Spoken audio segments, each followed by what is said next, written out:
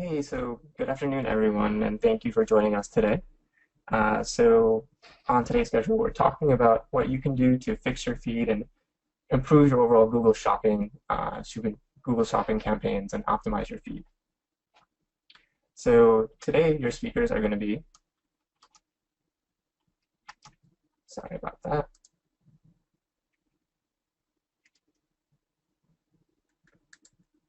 a little technical difficulties here. Sorry about that. So, we have Mus Jaffey, our channel strategist from Google. Unfortunately, he's feeling a bit under the weather. He's attending today, but he won't be talking too much, maybe answering a few questions toward the end. And my name is Vamsi. I've been working with Sokrati, where Sokrati and Google is putting on this webinar together. So I've been working at Sokrati for 4 years. I lived in India, actually working on the accounts for about 3 years, and have been working out of New York for the past year. So this is targeting the UK, and this is entirely specific, and we wanted to talk about why shopping ads are so important, especially for the UK. And here are some stats along that. So UK is the third largest e-commerce market in the world after US and China. 77% of the UK population purchases online at least once a month, and 50% of total UK digital spend, ad spend, is invested in paid search. So that's including shopping as well as your regular text ads. So a little context about Sokrati. Sokrati was founded by ex-Amazonians and is Google's first e-commerce focused channel partner in the UK. So courtesy of our Google partners here, we're going to be giving away some goodies toward the end of the webinar. So 10 of our attendees will be picked at random, and they'll get some awesome Google merchandise. So definitely stick around toward the end. So what we want to talk about, or what we want to get right to the point, is like, what can you expect from implementing the 5 hacks for your shopping campaigns? So right now we've laid out some milestones to achieve. So say August 2016, you have your current shopping campaign, and toward January 2017, if you implement all 5 of these hacks, you should see a substantial increase. By September, up to a 45% increase in your product reach. In November, up to 30% increase in your click-through rates, and then up to an 18% increase in your conversion rate. So before we get into the nitty-gritty, we wanted to talk about what exactly are shopping ads for any of the newbies that are joining us today. Just getting really into basics, and then we'll scale it up from there. So putting it simply, Google shopping ads are just image-driven product ads. So we have an example here where you see the text ads and then the product ads on the right-hand side. And we did a search for portable air conditioners. So here you see a lot of the products, the actual product that you're getting. You get details about the product, the pricing, the brand, and you can even see that some of them, like the Dyson, have ratings. So it's a really useful tool to show users what products they're getting, the reviews on them, the pricing, pretty much everything. Now, what we wanted to also talk about is how Google Shopping fits into your overall SEM strategy. How does it compare to search? And we're going to get into a little bit of that right now. So a lot of you are probably really familiar with your conversion funnel, where at the top of the funnel, you have these generic keywords that show not too much intent, not a very informed user. So these are searches like running shoes, cheap smartphones, things like that. Now, these kind of searches are numerous, they're large. You definitely find the most kind of searches, or the most searches for these really generic terms. And the volume is really high there. However, associated with that is also a really high cost per acquisition. So generally, while you're getting a lot of traffic from these keywords, the chances of them converting not always pretty high, and you end up spending a lot of money, and you see the cost per acquisition on the higher side. Now, toward the bottom of the funnel, you have these really targeted keywords. So an example we have here are Nike Zoom Pegasus shoes. So that's a really specific keyword, and that's something that that's a user knows exactly what they're going for. Now, the characteristics of this is that obviously there are going to be a lot fewer searches for this, but the thing is, your CPA is also going to be much lower. Generally, somebody who knows exactly what they want are going to convert much easier. Now, with Google Shopping, you get into the middle area. So you get the scale of your, the scale of your upper the top of your funnel searches, excuse me. You get a lot of searches on that end, but at the same time, you have a mid-range CPA. So it's definitely a really powerful channel in terms of giving you volume at a reasonable CPA. Another really strong point of Google Shopping ads is that you get to show a lot of times multiple products, whereas text, you usually only you're allowed one text ad at a time. On Google Shopping, chances are, if you have a lot of products there, you can show multiple products to the person who's searching. So that really helps in terms of getting people to come visit your website and convert. So when it comes to optimizing your Google Shopping feeds, there are a lot of different things you can do, from a campaign structure to actually optimizing the product feed itself. Right now, we're going to be talking about what you can do exactly for the feed. So here we have an example of a product from a very popular e-commerce store in the UK. I'm sure you'll recognize it. But so we have listed out all the attributes of this particular product, and we're going to go into those. But generally, a product feed is just a really big Excel feed file where it gives you all these different details about a particular product. So here we have a pair of curtains, and then you can see the brand, the SKU ID listed out, the pricing of the product, description, and then you also have the size and the availability, like whether it's in stock, low stock, or completely out of stock. Now, including all of these attributes for each product, there's a lot more than you can actually have for Google. This is not a comprehensive list, but there are a lot of other products and details, attributes that you include in your feed. So including all of these products really helps Google target your ads to prospective customers, see the correct info about your products. It really, really helps with your targeting, making sure that the products that people are looking for, the more details that you have about it, the product that people are looking for, they get to actually see that. Now, for a typical e-commerce website, they're going to have a lot of products, and having 20 different attributes for each individual product, multiply that by the thousands of products you have, is a lot to manage. Now, if that feels too much, the great thing is that Sokrati can do that for you.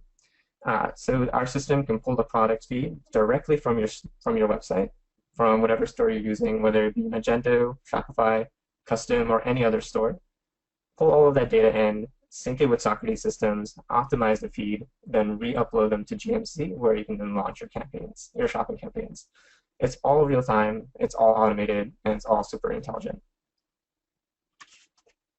So now getting to the main event, the 5 growth tips you can use to supercharge your feed. So just reiterating on some of the things that you can expect, there are up to a 45% increase in your product reach, up to a 30% increase in your click-throughs, and up to an 18% in your conversion rate. So now, growth tip number 1, increasing your feed density. So here we have an example of a pure cotton short sleeve checkered shirt. Now, overall, this is under 1 SKU, and you figure this to be like 1 product. However, there's a lot of variations here and things that you can exploit even further. So here we have, within variations, we have different colors, and we also have different sizes. Now, breaking that down and fine-graining your products, or making an SKU for each individual product, is a great way to increase the overall feed density that you have. So what I mean by that is taking all the different colors you have and all the different sizes and making an SKU for each individual one. So instead of having 1 SKU, you have now 15 SKUs. Now, this works really well for multiple reasons. One, if someone's searching for something generic, something like checkered shirts, they get to see what they're looking for, and they get to see a lot of options from your e-commerce store. That you have multiple different colors, multiple different sizes, and that's really, really effective in terms of giving people options on what they want to choose. At the same time, if somebody's looking for something really specific, like a red checkered shirt, then they actually get to see the product they're looking for. In our previous example, when it was just using 1 SKU, whether somebody's searching for a red or a dark blue or gray, the default image was the blue checkered shirt. However, now, when you have an SKU for each individual combination, you can actually show them the exact product that they're looking for. If they're searching for a medium-sized red checkered shirt, that's exactly what they get to see. And that's definitely one of the most important things to do, or one of the best improvements, or one of the best advantages of doing this, because you're improving the overall user experience. Rather than showing a product that they're kind of interested, you're getting to show them something exactly, perfectly what they're looking for. And improving the user experience is one of the most important things that you can do. But besides doing that, you also increase your feed density, or your feed depth. So when people are actually searching, you get much more products, and you increase the overall impressions that you're driving for your account. So not only that, you're funneling more traffic to your website. And a third thing that works really well for this is the analytics that have become available. Instead of knowing that your checkered shirts do really well and it's one of your best sellers, you can go even deeper and find out that, okay, fine, my red checkered shirt is actually my best seller, or my red checkered medium shirt is my best seller. So this can be really useful when you're a smaller business and you don't have a huge product inventory. So we've done this before with one of our clients that was a custom jewelry maker. And they had about, let's say, 76 products total on their feed. But they had a lot of different variations, and a lot of it was customizable. So what we were able to do is incorporate each individual variation to have an SKU for that, and that increased the feed by almost 10 times. And that really helped in terms of driving the volume and the impressions for that particular account. So it definitely works really well. So just by doing this one thing, you can expect your overall impressions to increase up to 60% and your transactions up to 40%. That's something that we've seen before. Moving on to growth tip number 2, effective product categorization. So every e-commerce website has a wide catalog. Now, categorizing them into the proper hierarchy is critical to effectively structure your campaigns and make sure you can report on what's working and what's not working. So here we're using an example of a typical e-commerce or an apparel company. You have your major segments from apparel to footwear, your shirts, t-shirts, shoes, and gift cards. Now, that's effective in terms of categorizing everything at a top level, but you can get so much more fine-grained with this using Google Product Category and actually mapping out the most specific product type that a product falls under.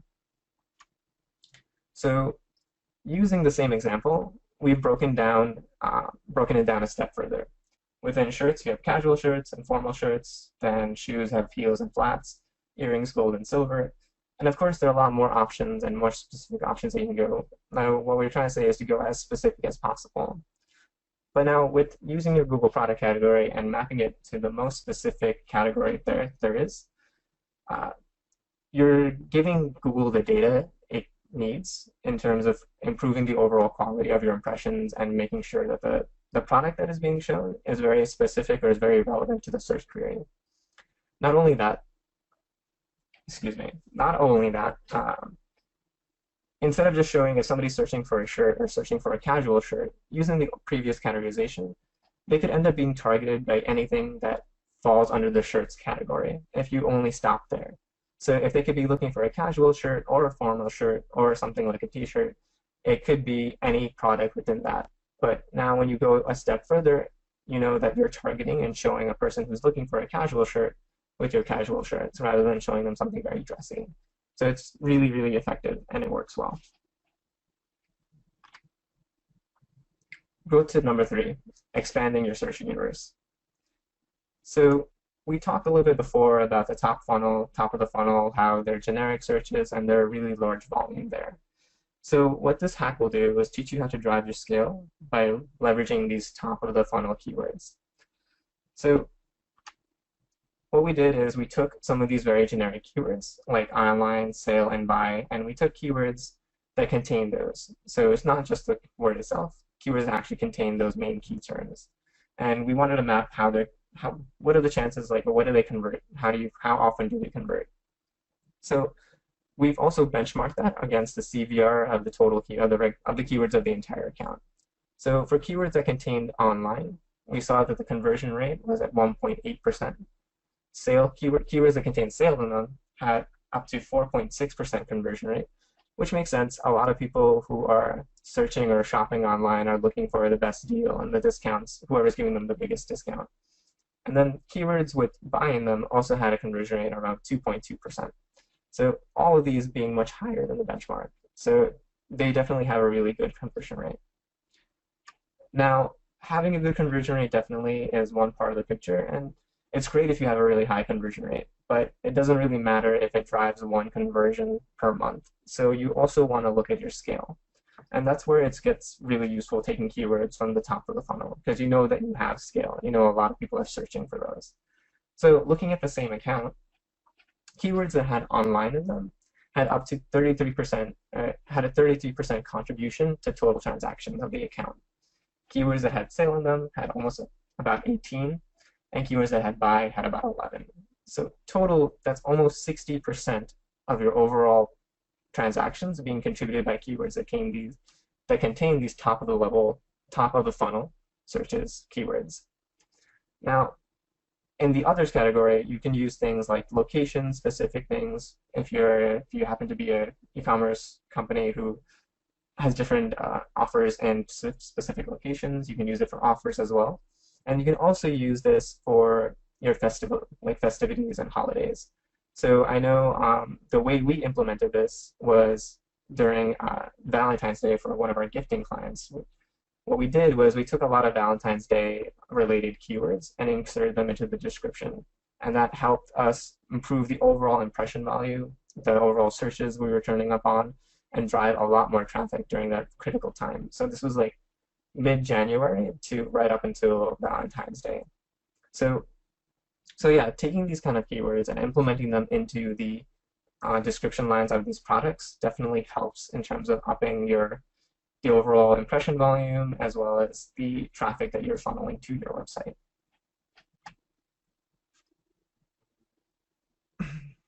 Now, go tip number 4, forming the best titles. So now, depending on what kind of store you are and the kind of products you carry, you probably use the product name as the product title, which makes sense. It's very straightforward, and you want people to know exactly what they're getting. But you can enhance these and make these so much better by leveraging your user search queries as well as the relevant attributes of the product. And both of these really help improve the user experience, that golden term we've been talking about a lot. So here we took 2 examples, one from the fashion industry and one from the jewelry industry. So in the fashion industry, we have a product labeled as women's gray regular top. This is the regular product title. Now, taking the actual attributes of that product and implementing that in the optimized product title makes it so much more convincing. So now we go gray regular top to Adidas women's gray regular top, gray regular jumper, small. Now that becomes so much more convincing and so much more informative for the user. They know what brand they're getting, they know the size, and they know that it's a jumper. It's not just a regular top. And including the brand name we saw in the fashion industry, it works really well in terms of adding that credibility to the product and getting people to click through and actually coming to visit your website. Similarly, in the jewelry segment or the jewelry industry, you can go with a regular product title in terms of what the product is called, a diamond ring, or you can go with a product title. This becomes the Cartier 1-carat round cut diamond ring. And we noticed that obviously when it comes to your jewelry segment, what the actual ring is made out of is super important. The brand is extremely important to the buyer. And keeping all of that data right in the title itself is a really good convincing way to get people to come to click through on your ads. So this definitely works really well. Implementing these kind of changes into your titles can result into up to a 35% increase in your impressions, as well as up to a 30% increase in your click-throughs. Now, in our examples, we used gender, we used the type of the product, as well as the size and the color, but there are other attributes. There are a lot more attributes available to you. So you can always use your material, the style, and pretty much any other attribute that you have to try to give more information, or as much information as possible, to your users. So when it comes to shopping ads or just SEM, it's really important to always be testing and experiment with whatever you have. So sometimes you might find out that using a material and style is the best thing, is the best thing that users respond to. If you're in a particular industry, another industry there, using the gender and the brand might work really well for you. So it's really important to test between these things, really A/B test them a lot and see what works best for you. So, excuse me. So our final tip is going to be broken down into 3 different things that you can do, and these are image optimizations. So when you're thinking of your shopping ads, a major part of your ad is the image, and making sure that you have an image that resonates really well with your users is critical. Image ads take up to 70% of your overall ad real estate, so making sure that that looks appealing is really, really, really important. So one of the hacks that you can do, or one of the things you can test, is removing the background in some of your products. Sometimes, now again, this is also depends on the vertical and the industry they're in. Sometimes we see that removing the background works really well and improves our click-through rates, but at the same time, adding a background to products that don't have that helps a nice contrast, and that ends up improving the overall response rates. I don't know if you notice, a lot of the times when you look at your search ads, there are the products that don't have a background. So it's really good to test between those two and see what works really well. Another one is improving the product focus. So on the left, we have an image of a male model modeling a t-shirt. So here what we've done is zoomed in on the product, and we cropped out the bottom here. That way the focus is on the shirt and not being drawn to anything else in there. On the second example, there's no other products there to steal away your attention, but by zooming in on the wristwatch, you can see that the second image improves the details substantially and makes a much more attractive image or a much more attractive ad. So improving on this and using your judgment whether you want to zoom in, cut out other products, and then actually focus on the product itself works really well and helps improve your CTRs and your overall impressions. Now, the final thing that you can do is A/B testing the different angles you have of a product. So very common on e-commerce websites. You have multiple angles and multiple images available on a particular product. So here we have an example of a dress. So testing out, by default, you would expect the image on the left to be used in your product ads, which is true. But you can always test the other angles, like getting the back view. So this is really important in terms of highlighting that this has an open back, and that's something somebody may be specifically looking for. Some people may be looking for something else. So it's really good to test between all the different images that you have, so that way you can see what works really well and resonates best with your users. So trying all 3 of those things, whether it be zooming in on a product, playing with the background, and then trying different angles for the images, are really good ways to test what your users are into and really understand consumer trends are. Implementing these, we know works really well, and we've seen up to a 30% increase in the click-throughs, as well as a 12% reduction in your cost per click. So increasing your click-through rates really helps save you more money. So getting that image right is super, super important. So those are the 5 hacks that you can use to supercharge your product feed. I really hope you found them useful. We've done them before, and we've definitely seen really good response rates from our users, from people searching when we make these kind of changes. So it's increasing your feed density, your effective product categorization, leveraging those top of the funnel searches, forming your best titles, and just playing around with your images. So that's pretty much it. So if any of you are interested in seeing how your shopping ads stack up to the industry standard, Sokrati offers a free audit. You can sign up at sokrati.com/audit.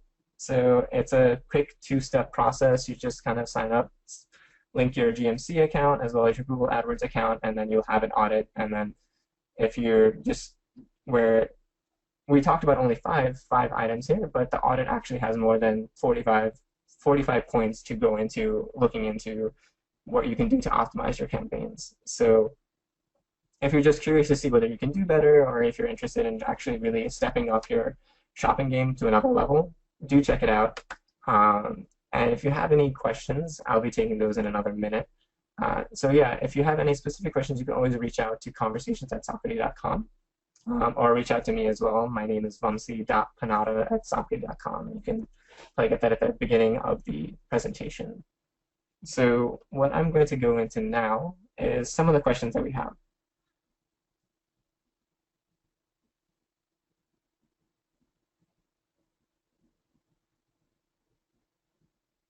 So one of the questions is, do we need to use product title like buy iPhone 6s online or just iPhone 6s?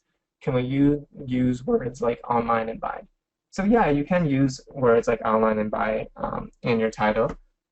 You want to make sure, well, your title is what people will definitely see. So you want to make sure that you get to the point and you can test what people are really searching for. If there are a lot of search volume for that, definitely try it out. You can also implement that in your description lines to make sure that the targeting effect turns up also that way. So Google factors in a lot of different things when it comes to targeting. It definitely looks at your title as well as your description lines. So using those, test them out, see what works really well. You may see that adding online to your title may not help your CTR too much, but adding it to your description helps in terms of bringing your overall impression share or your overall impressions up. Moving on to the second question.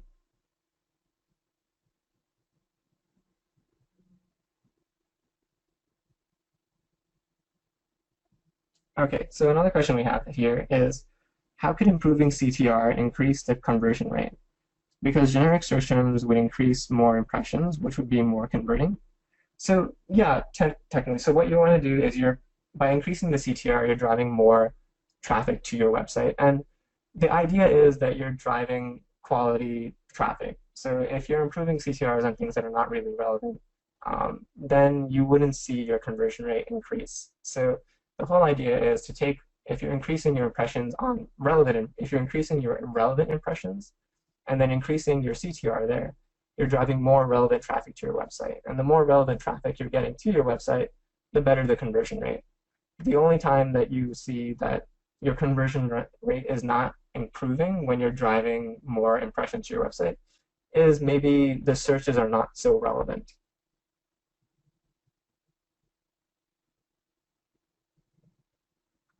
So another question we want to talk about is, if the product name and the URL name is different, does Google disapprove that ad? So it is really important to make sure that everything is pretty seamless. You will get disapproved if the product is one thing and then the landing page is another product. So you will get those individual products disapproved that way. So you want to make sure that if you're talking about, what's really important for Google is making sure the user experience makes sense. So if somebody's searching for a black dress, they see an ad for a black dress, and then when they click on the ad, you're suddenly showing them shoes. It's a really poor user experience, and that's something that Google does not want to have, or something you want to make sure that you're giving the most relevant experience for your users. So if you have your product title and your product name, you want to make sure that it is seamless all the way through from the beginning of the funnel, from your impression, to when somebody's actually landing on your page.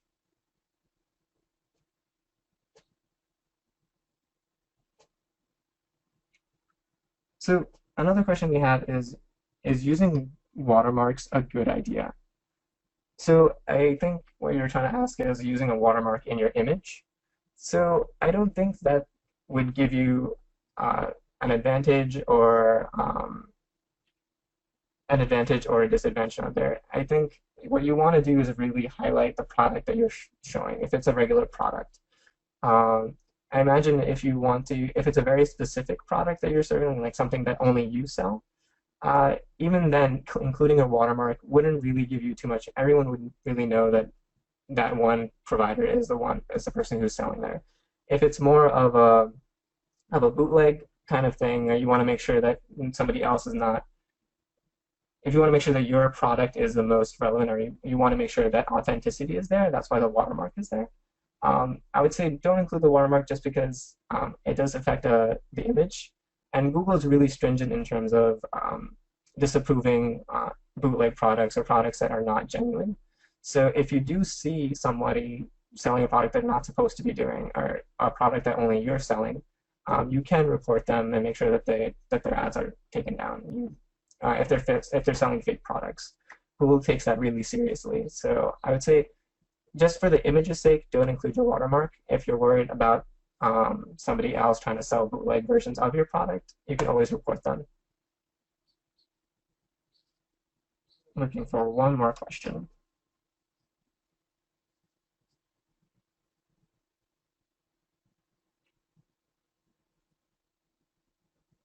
Okay, I think this will be one of the questions that we have here. So can we use an existing discount which is available on the site as a special offer? So one thing we didn't talk about today was using Google Merchant Center promotions, where you can actually show one product, a discount that you have on a particular product. You can do that for individual products, and you can do it pretty much across the board, saying that all my products are now 10% off, 15% off. Now, if you have an existing discount on your website, and then using that on your Google Merchant Center promotion, I would strongly suggest that, saying that, okay, because we talked about, I think, in our earlier, excuse me, I'm losing my voice, one sec. So we talked about earlier how the importance of top-level search keywords, how that really works well for you, including that into your descriptions and improving your impressions there. One of those keywords were sale. So people really strongly look for that kind of, look for sales and discounts. So if you already have an existing discount on your website, including that into your shopping feed, definitely do that, because you want it. It's really convincing, and when people see an ad that has on sale versus one that's not on sale, against your competitors, that would work really, really well. So this is something that we do and we ask for regularly when it comes to trying to improve the overall transactions when it comes to our shopping campaigns. A lot of times we'll ask our client, hey, if there are any sales coming up, if you have any discounts going on, and some of them actually have evergreen sales going on. So we usually use those. And include those into our shopping campaigns. If it's something that's evergreen, you may want to cycle between keeping it on and off, because keeping a evergreen discount on your shopping campaigns it'll work initially, but there will be a fatigue after some time. People won't necessarily always click on your ad because they always see your products are on sale. So I would say use that with discretion. If you have an evergreen one, try testing it on some of your products, test it on all of it if you do have that. See what really works well, and understanding what drives your maximum profit margin in terms of volume as well as the return. That's all stuff that you need to test out and understand. So really, really test it out, work it out, and definitely use that. Okay, guys, I think also wanted to say that you can send in questions via the chat window. I think a lot of people are sending conversations to @sokrati.com, which is cool. But you can also send it via the chat window in the GoToWebinar.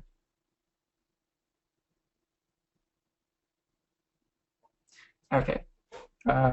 Another question is, do you recommend to use 2 different titles to the same products at the same time to test which one works better? You can do that, yes. So we've done that before in terms of cycling.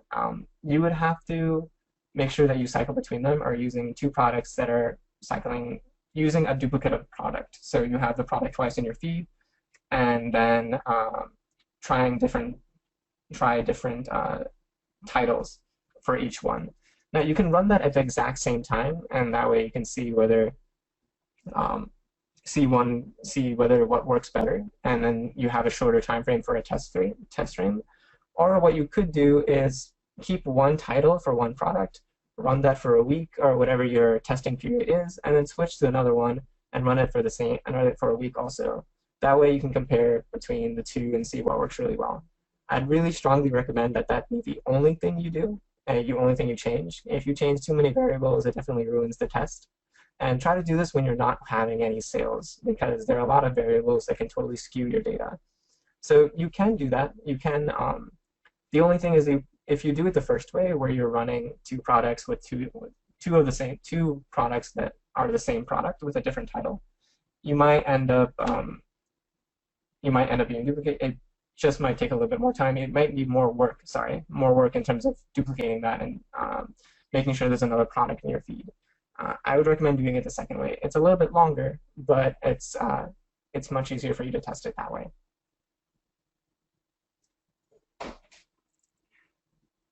Okay, I have a funny question here. Stacy asks, how do we get rich? Uh, implementing your 5 growth hacks. I definitely think that those work really well. Um, we definitely see really good response rates from those. Um, and in terms of getting rich, I mean, we all want to do that. Definitely try to keep ahead of your competitors, use those competitor insights, and definitely try to beat them to the punch when it comes to optimizing your campaign strategy. Uh, that was a funny question. Yeah, okay. I'm going to be looking for a few more questions.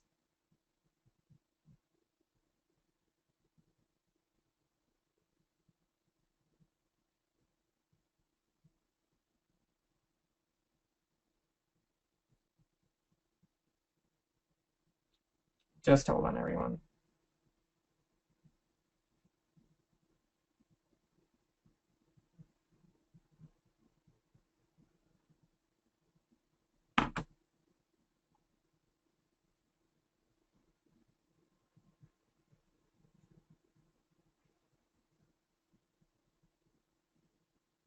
Okay, so there's a question here that says, we always struggle with postage costs in the UK as it's based on weight and size.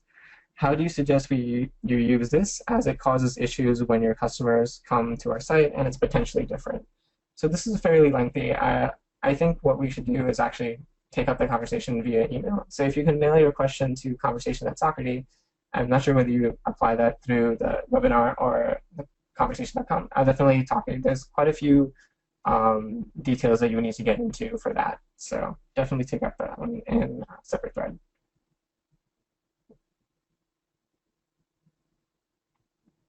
So another question, will tags on our items show on Google with Shopify? So no, when it comes to the tags that you're putting into your description lines, usually what happens is I'd suggest try to include those toward the end of your description line. So when you hover over the product, you get more info in terms of the description of the product. And if you don't want, I would say definitely try to form it into a nice sentence rather than just inserting random words into it, like online, buy, sale, and then go into the description of the product. If you're going to do it that way, try to keep those keywords or just the random keywords toward the end of the description so people don't see that too much, because that would definitely look weird. But what we usually do is we try to incorporate that into the description of the product so that it follows a nice sentence, so it doesn't just seem like words were stuffed into the description line.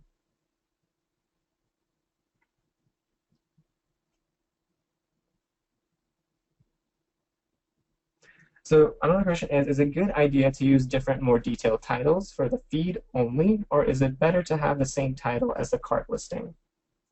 So what I would do is definitely test it out on your shopping campaign first. This is a really good way to test what works really well. So test out what more detailed titles on your shopping campaign, see what works really well, and then when you find out what works really well, what has a really good CTR, take that and try to apply that to whatever you have on your website. That's a really good way to make sure that everything is really cohesive, and what's on your website is also what people are looking for when it comes to descriptions. So I know a lot of people have copywriters when it comes to writing description about products, but what you really want to do is you want to make sure everything is really tailored for the consumer. So if you happen to find a title, a very detailed title that works really well for your products, I would say, yeah, definitely implement that onto the add to cart page and the description for the product as well. Because now you know that this is what really resonates with users, and you would want that everywhere, right? It's something that you want to test as much, figure out what works really well, and make sure that that's what you're delivering to your users, whether it be on your shopping campaigns or just the description on your website itself. So there are a lot of super specific questions coming up, so we'd be happy to take them one-on-one. So please drop an email to conversation@Sokrati, and we'll definitely take them up and answer everything in detail. So I think that's all the time we had today. It was great talking to you.